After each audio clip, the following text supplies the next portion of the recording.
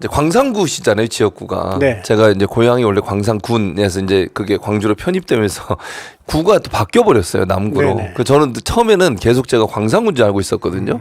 알고 봤더니 남구더라고요, 제가. 그래서 특히 이제 고향에서 오신 분이니까 네. 의원님도 좀 반갑다는 생각이 듭니다. 아주 좋은 곳에 태어나셨고요. 예. 사실은 이 광주, 광산군, 예. 광산구 이런 예. 그 행정의 변화에 대한 역사를 잘 이해하는 것이 광주를 잘 이해하는 이해하는, 것입니다. 예. 그래서 그런 부분에서 나중에 설명드릴 기회가 있으면 좋겠고 알겠습니다. 대천에선 정말 잘 태어나셨네요. 아, 그래요? 네네. 제가 대촌면 출신인데 어쨌든 거기가 근데 그래서 그 당시에는 되게 큰 도시였죠. 그럼요. 예전에는 이제 네네. 그 표충사도 있어서 거기 고경명 장군 그렇습니다. 그 기리는 것도 있고 네, 이래서. 과거 광주에 농경 시대에 예. 큰 고을 5개가 있었는데 예. 그 중에 아마 제일 큰 도시가 곳이었을 거예요. 예. 영산강 옆에 있었으니까. 네, 맞습니다. 네. 네. 어쨌든 옛날 생각도 나고 반갑습니다, 의원님. 네. 네. 자, 이제 현안 얘기를 좀 해봐야겠는데, 의원님 아무래도 이제 이낙연 지금 신당 네. 이제 뭐 언론에서는 자꾸 저도 이제 뭐 고향에 친구들 있고 이러니까 연락해 보면 사실은 이낙연 신당에 대한 기대감 이런 게 그렇게 높지 않은 걸로 저는 파악을 하는데 예, 예. 언론들은 자꾸 이걸 막 부풀려서 마치 이낙연 전 대표가 호남의 맹주다. 아직도 호남에서는 지지세가 있다. 호남에서 뭔가 의미 있는 결과가 나올 거다 이렇게 하는데 이제 현장에 계셨던 분으로서 이 의원님 보실 때 이낙연 신당의 파괴력 어느 정도 있을까요? 지금의 정치 구조가 과거에 특정 몇 사람의 정치인이 이끌고 가는 형태였다면 네. 지금 대중들이 정치에 큰 물결을 이끌고 가잖아요. 그렇습니다. 그래서 우리가 시장 통해 대중들이 어떤 생각을 하는지를 들어보는 게 제일 중요한데 네. 시장에 나가 보면은 네. 대부분의 우리 민초들께서 네. 도대체 이 NY가 어떤 생각을 하고 있는지를 잘 모르겠다. 그리고 지금은 윤석열 네. 검찰 정권이 말하자면 검찰 정권이라고 하는 그 정치 지배 구조 자체의 문제라기보다는 예. 민생이 너무 지나치게 후퇴하고 피폐하고 있어서 네. 못 살겠다. 그렇습니다. 그러니까 그게 불과 전 정권 우리 문재인 정부 때는 사실은 뭐 수출도 많이 하고 그렇죠. 예. 이 코로나19의 굉장히 심각한 네. 국제적인 위기 상황에서도 네. 대표적인 선진 성공. 국가로 네. 이렇게 맞습니다. 표현되고 예. 그러던 것이 이제 눈 떠보니 후진국 이런 맞습니다. 표현을 할 정도로 네. 모든 그런 민생에 심각한 후퇴가 있어서 여기에 대해서 지금 집중해야 될 때인데 네. 우리 민초들께서 느끼기에 네. NY가 지난 대선 경선 때 네. 물론 당내에 치열한 경쟁이 있을 수 있지만 그럴 수 있죠. 그것이 지금까지 이렇게 이어지고 있는 건 아닌가. 네. 그래서는 안 된다. 그렇죠. 지금은 우리가 뽑은 당 대표를 중심으로 네. 똘똘 뭉쳐도 지금 부족한 맞습니다. 그런 상황이죠, 사실. 그렇죠. 네. 그것에 대해서 명확하게 우리 시민들이 이해를 하고 있습니다. 그렇기 때문에 네. NI 신당에 대해서 전혀 이해할 수가 없다. 뭔가 다른 뭐가 있는가? 이런 질문을 그렇죠. 많이 하시는 그럴 수밖에 거죠. 없죠. 네. 그럼 결국은 지금 의원님 말씀 들어보면 이낙연 신당이라고 하는 소인 또 비명계도 함께 이제 합류를 해서 창당을 한다고 하는데 호남에서 크게 뭐 바람을 일으켜서 예전에 그 국민의 당처럼 그 정도 영향을 미칠 가능성은 없다고 보시는 거군요. 그렇죠. 늘 그 시대 정신이라는 게 있는데 네. 지금의 시대 정신은 우리가 이제 선진국에 진입하면서 그러한 과실을 예. 공정하고 네. 정의롭게 함께 행복하자 뭐 이런 거지 않습니까? 그렇습니다. 맞습니다. 그런 측면인데 지난 시기에 이제 국민의당이 등장했던 이유는 네. 민주당 호남 정치인들이 지나치게 기득권 중심의 행태 맞아요. 그러니까 정치 혁신의 요구를 부응하지 네. 못하는 것에 대해서 예. 많은 바람들이 있었는데 예. 사실 그 바람이 소위 이름도 이제 생각이 예. 나요. 예. 그죠? 안철수 생각이 안 예, 나요. 예, 맞아요. 그만큼 이제 잊혀졌는 존재감이 없는 네. 예. 안철수 현상이라고 예, 했어요. 그 당시 안철수라고 하는 사람을 지칭한 게 아니고 예, 예. 안철수 현상은 국민들의 바람이 혁신을 원하는 것이었죠. 예, 그렇습니다. 그런 민주주의 혁신을 하나의 명분으로 삼아서 안철수 국민의당이 만들어졌는데 오히려 그 안에 사실은 민주당에서 혁신의 대상이 되어야 될 사람들이 다 들어가잖아요. 맞아요. 그랬었죠. 그리고 심지어는 안철수가 뭐 제3지대 신당의 어떤 명분도 다 접어버리고 결국은 다시 양당 그랬었죠. 구조 안으로 네, 맞습니다. 들어오면서 본인의 정치를 한 거거든요. 그렇습니다. 이런 것들에 대해서 이제 철퇴를 우리 국민들께서 내려주셨고 그것이 지금까지 쭉 이어져 오고 있기 때문에 국민들께서는 다 이제 이해하고 계신다. 지금의 상황에서는 우리의 과제가 윤석열 검찰 독재를 끝내는 것이 우선 과제고 그렇습니다. 다음 과제가 그동안 우리가 꾸준히 이어왔던 민주주의와 그 토대 위에 선진국으로 그리고 지금의 가장 큰 위기인 뭐 저출생, 지역 소멸, 기후 위기 이런 것들을 유능하게 이끌어줄 민주정부를 세우자 맞습니다. 하는 건데 여기를 대동단결 해줘야 되는데 지금 분열이 거기다 오히려 뭐 해방을 놓고 있는 모습으로 빚어지니까 국민들께서는 굉장히 냉정하고 싸늘하게 시선을 주고 있는 거죠. 그러니까요. 그리고 또 오늘 아침에 사실 그 원내 회의에서 발언하셨잖아요, 의원님. 네네. 어떤 내용이었습니까? 발언 내용이 소개를 좀 해주시면. 네. 그러니까 그 이태원 참사 특별법 진상 규명이 먼저인데 그렇죠, 맞습니다. 여당에서는 뭐 유가족들에게 뭘 배상, 보상 뭐 이런 이야기는 하고 있지. 그렇죠. 실질적으로 제2, 제3의 그런 참사를 막을 그런 진상 규명, 원인 규명과 책임자 처벌 이런 것들이 없이 이것을 뭐 살짝 없었던 걸로 치부하거나 뒤로 숨겨놓는다고 해서 사라지는 게 아닌데 대한민국이 참사공화국으로 세계적인 창피를 당한 이런 사건에 대해서 진상규명을 철저하게 할 수 있도록 해달라 하는 이 이태원 참사 특별법에 대해서 우리 유가족들과 시민들이 참 오체투지를 하면서 이 추운 날 이렇게 절절하게 요구를 하고 있는데 이것을 대통령이 뭐 단칼로 자르듯이 거부를 한 거는 지금 뭐 거부하고 있는 법안에 대해서 법안이 뭐 9개나 되죠. 이번에. 저는 이런 건 초유의 일이라 생각이 되는데 국회가 민주당이 다수의석이어서 거부하겠다 뭐 이런 다수의석 횡포 이렇게 치부할 일이 아닙니다.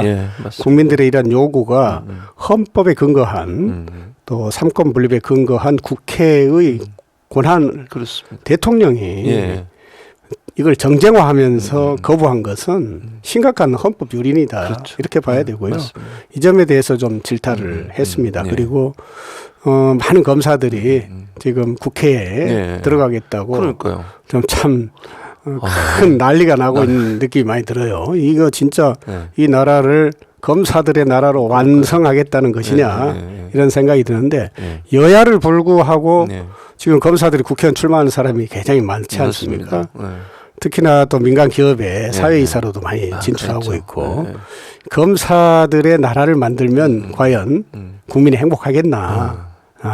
전혀 이런 검찰 카르텔을 완성하는 하나의 로드맵을 지금 밟고 있다는 생각이 들어서 절대 이걸 뭐 방치해서는 안 되겠죠. 그러니까요. 지금 말씀하신 것처럼 국민의힘 같은 경우 31명 정도의 검사들이 지금 출마하겠다고 나섰다고 하는데 이미 우리가 2년 동안 윤석열 검사 출신 대통령의 정부를 경험해 봤잖아요. 그렇습니다.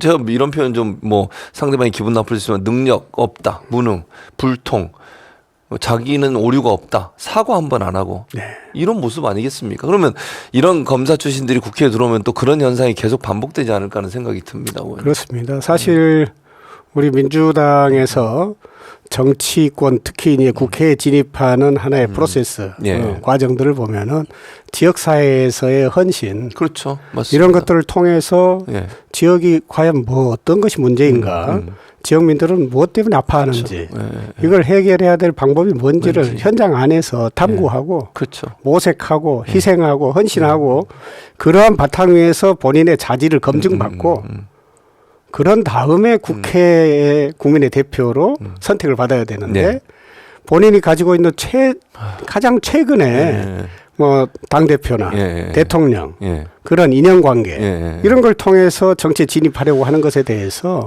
국민들께서는 절대 고운 시선을 보낼 수가 없다. 많은 정치인들이 이걸 지적을 하고 있고요. 내 뒤에 누가 있다. 이런 표현. 지금 이제 우리가 심각한 게 양당 제도의 폐해 이걸 극복하는 것이 선진 정치를 만드는 거다라고 주장을 하고 있고 이를 위한 선거 제도를 어떻게 확립할 것인가가 대한민국의 미래에 가장 중요한 초석이 된다. 그렇습니다. 이런 것들을 계속 주장을 해왔는데 지금 현재 우리 양당의 문제점들을 보면은 그러한 데서 여전히 쳇바퀴 돌도 돌고 있다는 것이죠. 그렇죠. 이것을 어떻게 극복할 것인가가 가장 가슴 아픈 고민의 지점이고요. 예. 특히나 국민의힘이 최근에 선거제도와 관련해서 예. 마치 과거에는 통 크게 뭔가 예. 협상 테이블에 나설 것처럼 또는 정치 혁신의 하나의 동반자 역할을 할 것처럼 네. 쇼를 하다가 예. 결국은 마지막 순간이 되니까 예. 병립형으로 회귀하겠다. 그렇죠. 옛날로 돌아가겠다. 뭐 안 그러면 위성정당 만들겠다. 예, 그렇게 얘기하고 있죠. 공공연한. 이거는 순전히 양당 제도를 더 강화하겠다. 예. 맞아요. 또는 자신들의 지지율보다 훨씬 많은 의석을 가져가겠다는 네. 꼼수에 불과하는데 그쵸. 우리 민주당 입장에서는 선거제도를 국회 안에서 공론장에서 이것을 국민의 뜻으로 만들어 가겠다고 노력을 해왔는데 네. 한쪽 당사자인 국민의힘이 아주 이것을 그냥 말하자면은 자기들 뜻대로 마음대로 하고자 하니 예. 저희들로서는 참 눈물겹지만 예. 그러나 지금 당장 우리의 과제가 되는 윤석열 검찰 정권을 예. 어떻게 심판할 것인가가 그렇죠. 가장 최우선 과제이기 때문에 지금의 선거제도 논쟁에 가장 중요한 키를 가지고 있는 국민의힘의 태도, 자세 이런 것을 봤을 때 예. 거기에 대한 합리적 대안들을 저희들이 또 국민들께 제시해야 되지 않나 그렇습니다. 싶습니다. 예. 지금 의원님 말씀 들으면서 그런 생각이 들었어요. 그러니까 뒤에 누가 백이 있고 누가 밀어주고 뭐 대표하고 잘하고 예컨대 그런 방식으로 국회에 진입해서 의원 활동하려는 사람들은 그 사람들 눈치만 보지 않겠어요? 그렇습니다. 그런데 이 의원님은 지역에서 공공의료 이거 오랫동안 하셨잖아요. 네. 그리고 의원님뿐만 아니라 사모님도 같이 지금도 하고 계세요. 사모님은. 그러니까 좀 이런 말씀 죄송스러워. 사모님이 더 인기가 많아요. 솔직히 얘기하면. 여기까지 지역에서. 소문이 났습니까? 그럼 여기까지 소문이 났습니다. 그러니까 그때 그럼 공공의료를 어느 정도 하신 거예요? 얼마나 하셨었어요? 국회의원 네. 되시기 전까지. 사실 이제 뭐 네. 그 과거사를 다 말씀드리기는 시간이 없는데 제가 이제 20대 때는 그 모든 우리 학우들과 함께 당시 신군부 정권에 대항해서 저항해서 민주주의를 회복하기 위해 노력했지 않습니까? 부총회장까지 하셨죠? 네. 학생의 부총회장. 네. 그래서 이제 5월 학살의 진상규명 투쟁과 그렇죠. 그리고 호헌철폐 이런 투쟁에 이제 헌신을 했습니다마는 의사가 되고 나서 이제 첫 개업을 할 때, 그 의사가 되고자 할 때도 마을에 그런 의사가 되고 싶어서 가정의학을 전공을 했고요. 그래서 가정의학 전공한 의사로서 제가 그 개업한 첫날 찾아간 곳이 동사무소입니다. 아, 그러셨어요? 네, 지금 행정복지센터에 가서 지역에서 가장 어렵고 의사들의 손길이 필요한 사람들을 좀 저에게 알려주십시오. 해서 찾아갔던 곳이 독거 어르신들 찾아뵙고 우리 사회 특히나 공공의 영역에서 미처 다 챙기지 못하는 부분들을 이제 민간 영역에서도 적극적으로 해야 된다고 생각했고요. 그런 부분들에서 이제 저소득 아동, 저소득층의 아동들, 또 특히 비정규직 노동자들, 이제 우리나라의 대표적인 비정규직 노동자들이 이주 노동자들입니다. 의료 사각지대잖아요. 그렇죠. 이주 노동자들의 삶을 잘 살피는 것이 우리 공동체 전체를 건강하게 하는 거기 때문에 그런 점에서 많이 애를 썼고요. 또 어르신들 경로당 주치의 사업을 제가 제안드리고 해서 광주 전체에 경로당 주치의 사업을 함께 했고요. 이러한 것들이 어떻게 보면은 국가가 책임져야 할 어떤 사회적 영역에 모든 사람들이 함께 나선다는 층에서 대표적으로 이런 말씀을 드려 마을을 살핀다. 그렇죠. 마을이 이런 것들이 이제 새로운 복지의 패러다임이거든요. 우리가 함께 살피는 거. 이런 점들이 이제 지금은 통합 돌봄, 이제 공동체 돌봄이라고 하는 영역으로 좀 확대되고 다만 이제 이러한 것들 전체 컨트롤 타워 역할을 해줘야 될 공공의료가 필요한 거기 때문에 지금 우리 사회에 가장 부족한 부분이 공공의료 영역이니까 이 부분들을 더 확대하기 위해서 제가 이제 대한민국 국가 공동체 주치의를 자임하면서 이제 국회에 들어왔고 이제 공공의료 영역 특히나 복지 중에서도 의료복지 그리고 교육의 영역 이러한 것들을 주거 영역과 함께 국가가 국민의 삶 전체를 책임져 주는 예. 그러한 복지 국가로 좀 진전되는 것이 저는 이제 우리 정치의 목표다 그렇게 생각하고 있거든요. 그러니까요. 그러니까 의원님이 그러니까 정부가 해야 될 일을 다 할 수가 없잖아요. 사실은 상황체제가 그렇죠. 생길 수밖에 없는데 그런 부분들을 민간 차원에서 함께 도와서 마을이 마을을 살리고 공동체가 함께 살 수 있는 사회를 만들려는 그런 의도였다고 저는 보여요. 그렇습니다. 사모님은 지금도 그런 일을 하고 계신다 그래서 이렇게 지역에서 흔들림이 없거나 이런 생각이 들었습니다. 그냥 네, 그리고 지역 또 주민과 함께 제가 사실은 하나 더 들었어요. 무슨 말 들었냐면 이용균 의원님은 이게 겉으로 뵈면 되게 선하시고 말도 조근조근 조용조용 얘기하시잖아요. 근데 이제 첫째는 학생이 했다는 것도 놀랬고요. 두 번째는 마이크를 잡으면 사자후를 토하는 분이다. 이런 얘기를 하더라고요. 그러니까 대중 연설하고 이럴 네. 때는 그냥 뭐 그냥 거침없이 물론 이제 저희는 방송이니 그렇게 할 수 없지만 네, 그렇죠. 그런 걸 들어서 그러니까 이게 외모적으로 보여지는 인상과 다르게 강단이 있는 분이다 이런 얘기를 하시더라고요. 제가 그런 얘기를 들었습니다. 네네. 예.